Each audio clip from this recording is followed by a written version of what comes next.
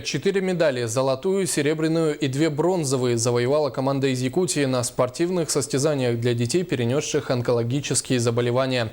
Сегодня утром ребята вернулись в Якутск из Москвы. Игры победителей с 2010 года ежегодно проводит благотворительный фонд «Подари жизнь».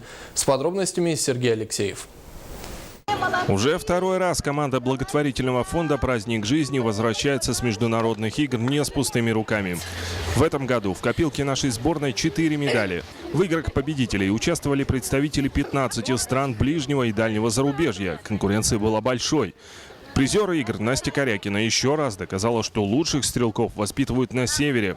Но в то же время она не ожидала, что получит золотую медаль. Мне очень понравилось в этих соревнованиях.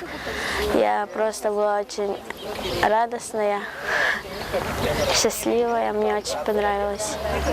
Масштаб мероприятия поразил детей и их родителей. Кроме самих состязаний, для маленьких спортсменов организовали концертную и развлекательную программу с участием российских звезд кино и эстрады. Каждый день был расписан буквально по часам. В гостиницу команда возвращалась к 10 вечера.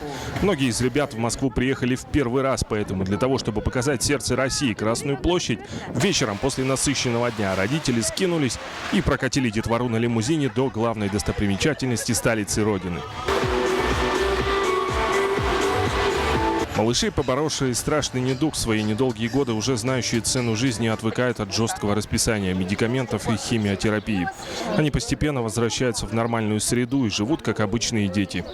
Они очень быстро взрослеют, быстро понимают, что такое жизнь, как нужно с ней обращаться. Это страшно, конечно, но сейчас в наше время все, что не сделается, все оно к лучшему. Праздник жизни для детей из Якутии устроил благотворительный фонд с одноименным названием. Организация, помогающая детям в адаптации в социальную среду, очень дорожит своими партнерами и спонсорами.